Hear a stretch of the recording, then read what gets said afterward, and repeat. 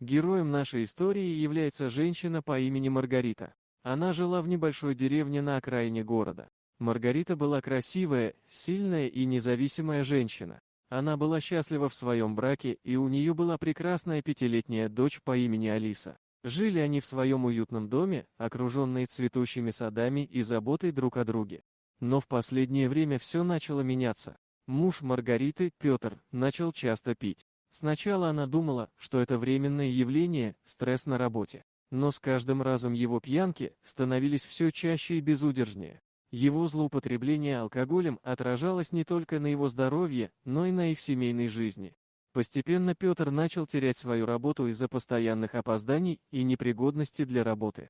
Он стал агрессивным и нервным, постоянно причиняя боль и страдания Маргарите. Он изменял ей, безжалостно нарушая свои супружеские обязательства.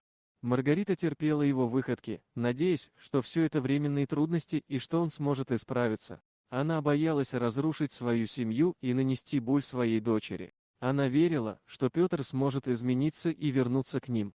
Однако однажды случился переломный момент в их жизни. После очередной ночи пьянки, Петр вернулся домой с воплями и криками. Он пришел в ярость и начал кричать на Маргариту. Вскоре его ярость превратилась в насилие, и он вытолкнул ее за дверь и начал бить. Алиса, пятилетняя девочка, наблюдала за всем этим ужасом. Она стояла в углу комнаты, испуганная, и слезы текли по ее щекам. Она была свидетелем боли и страдания своей матери. В ее глазах отражался страх и непонимание происходящего. Внезапно, как из ниоткуда, в лесу, окружающем деревню, появился волк. Огромный и мощный, он проник во двор Маргариты. Волк зарычал, показывая свои острые зубы, и спугнул Петра. Он отступил, испуганный и неуверенный, и волк исчез в лесу. Этот эпизод стал для Маргариты точкой перелома. Она поняла, что не может больше терпеть насилие и жить в страхе. Она осознала, что должна защитить свою дочь и себя от этой жестокости. Маргарита решила, что достаточно мучений, и она не сможет жить с таким человеком, который не уважает и не любит ее.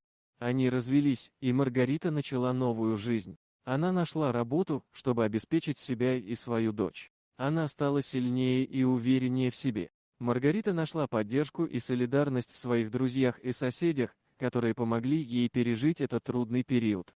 Время прошло, и Маргарита и Алиса снова нашли счастье в своей жизни. Они стали независимыми и свободными, обрели мир и безопасность.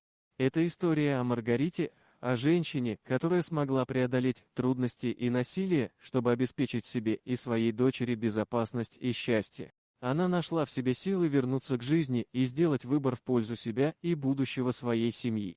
Маргарита стала примером для других женщин, заполнив свою судьбу смелостью и решимостью. Волк, который появился в их жизни, стал символом силы и защиты. Он помог Маргарите осознать, что она заслуживает лучшей жизни и что она способна на многое.